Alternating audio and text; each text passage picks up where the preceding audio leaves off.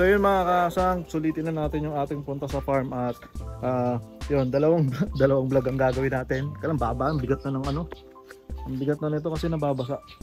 So yun, kukuha nga ako ng mga isda dito. Titignan ko kung ano yung mga pwede kong kunin. Kasi yung iba dyan maliliit, yung iba hindi pa pwede. Tingnan natin, pakita ko sa inyo rin pala. So yun mga kasang, no, dito naman sa part natin na to ng farm. Ito wala nang kwenta yan. Wala na makuha. Ay meron pa pala dito.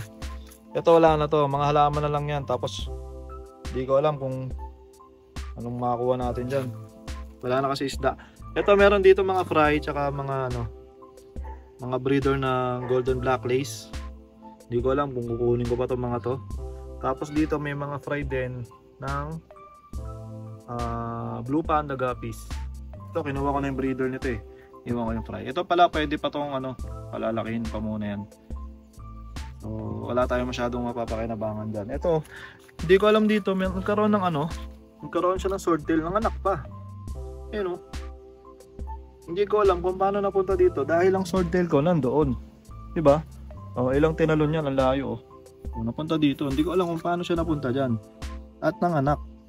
Saan na yun? Kita ko yung kanina eh. Ayun o. Kulay po lang swordtail.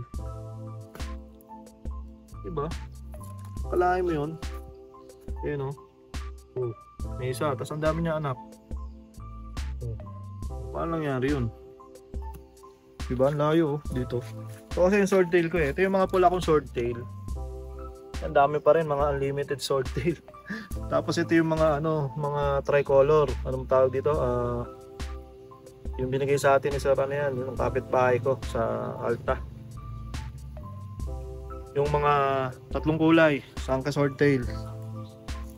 So yan, di ko pa makuhanan yung mga yan. Ay hindi, pwede pala ako kumuha mga ilang paraso. Pandagdag lang sa tindahan natin. Ito HB Blue ko dati.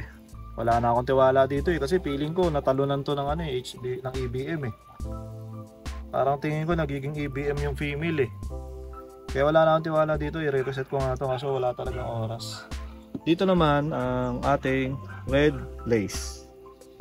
So yan, akala ko wala ng female to, yung mga red lace natin. Pero ayan, kung makikita nyo, may mga fry siya. So may female pa pala natira. At pararamihin na lang natin yung mga red lace na yan. Tapos dito, nilagay ko dito yung ano, yung ating yellow lace, albino yellow lace. Wala na kasi male eh. Tapos kasama niya yung fry niya dyan oh. Dalawa lang sila. Sana maging male to. Pwede natin i-breed yan doon sa kanyang nanay. So ayun, etong tuxedo ko, ipuntahan natin tuxedo ko. Ito kasi marami talaga ang makukuha dito kasi ito malalaki talaga to. Saka unlimited talaga ang tuxedo ko. So kukuha tayo dito sa tuxedo ko yung mga 10 pair, kaya yan. Ayan o, bibigay din ako ng mga malalaki. So ang dami niyan, pati dito ang dami pa niyan. So kahit every week ako kumuha, marami ako nakukuha dito talaga. Yan, kuha tayo niya mamaya. Itong ating pwede akong kumuha dito mga 10 pieces na ano, tawag dyan, mga red balloon platy, 10 pieces lang. Para naman meron tayong red balloon platy. Ang laki nung languya nila oh. Ang tagal nila dumami. Oh, may deads pa dito isa. Deads. Sa mga nagtatanong at hindi nakasubaybay nung ginawa ko tong pad na to, paano daw pag umuulan? Meron tayong overflow, simpleng overflow lang. Nilagyan ko nitong ano, PVC connector. Ayan. Male female yan, inipit ko doon sa butas.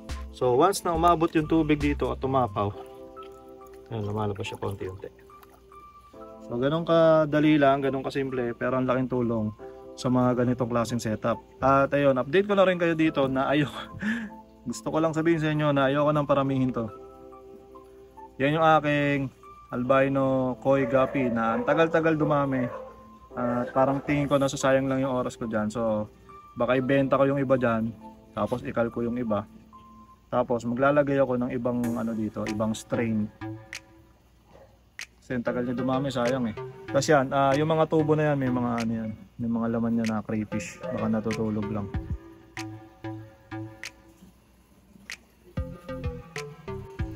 Balita naman dito sa mga gapi natin dito. Ito yata yung yellow king cobra natin. Ayan, nagkaroon na ng fry. tayo dyan. Tapos ito yung may HB wipe pa tayo dito dati. Ano, may isang peraso pa. Dito nalagyan ko ng ano, tuxedo ko yun. Dami pa rin, no? Lapit niyan, tuxedo ko eh. Yung mga ABM natin, dami pa rin. Hindi ko na nga pinapansin to eh. Pati dito ABM, hindi ko na rin pinapansin niya, pero ang dami pa rin yan. Ganda sila. May pump naman to. Ito yung ating RDSS. Yung nilagay natin ditong RDSS. Yan, may isang pares dyan. Tapos may nakikita na mga fry. Pero wala pa akong makukuha dito. Kaya may mga fry ng RDSS na. Kita nyo ba guys? Masyado kita eh. Pero yan, gumagalaw-galaw. Ito hindi ko talaga ano, makuhanan to. Ito hindi, ano to eh, HBRRT. Ayan o. Half black, red rose tail. Dumami siya pero hindi ko nakukuhanan pa. Ewan ko kung bakit parang ang tagal na lumaki. Ayan o. Tapos dito, chops na yan. Meron akong isang chops dito na ano, tab. Ayan, chops. Tapos ito, yung mga breeders natin ng ang tab dyan, Blue Panda. Lagi ko nakakalimutan. Kasi nga pala, no, naglagay tayo dito dati ng crayfish si Papa. Naglagay dyan isang female crayfish na pinapaitlog niya pero nakatakas daw. At yun, nung nakita niya wala na yung mga eggs at binalik niya na daw dito. Pero yun nga, hindi namin alam kung saan nag-hatch yung eggs niya. Wala naman dito eh. Baka somewhere dyan sa mga tubs o mga ponds. Baka dyan siya nagtanggal ng mga eggs niya. Sana. Dito naman EBM yan, meron para EBM. Crayfish natin, hindi natin makikita. Malabo yung tubig. Tapos yun, may mga EBM din tayo dyan. Andito yung mga EBM ko na malalaki. Yan. Tapos dito, pair tayo dito ng ano ulit? Tawag doon? Yung mga RDSS. Yan, may pair tayo dyan. Wala pa ako nakikitang fry. Tapos yung dalawang crayfish natin dito na mga female. Kaya mga buried na daw yan, hintayin na lang ni Papa yan na mag-release ng mga eggs. Yun, meron tayo dito ang caterpillar.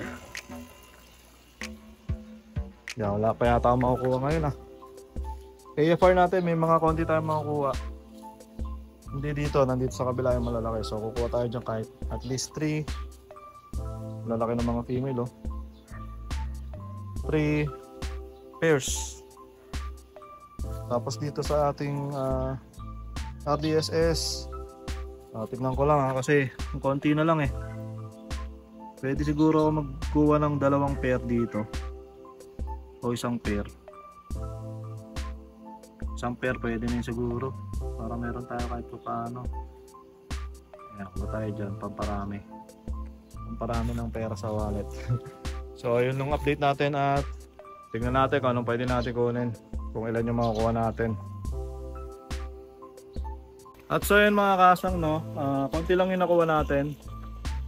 Meron tayo ditong 2 pair na RDSS, 2 lang kinuha ko at baka maubusan din ako. Tapos 10 pair lang ng ano, tuxedo koi. Tapos ayun, kumuha rin ako ng ilang pirasong red balloon platy, swordtail, chops, meron din tayo chops, may nakuha tayong chops. At yung huli yung ating EBM. So yan lang ang meron muna ako ngayon guys. At wala pa tayong makuha masyadong mga ibang strains dito. So ayun, sa mga gusto order, message nyo lang ako sa Facebook. At ayun, sana nag-enjoy kayo sa video na to. Tapusin na natin ang video na to. Maraming salamat sa mga nanood. Peace out.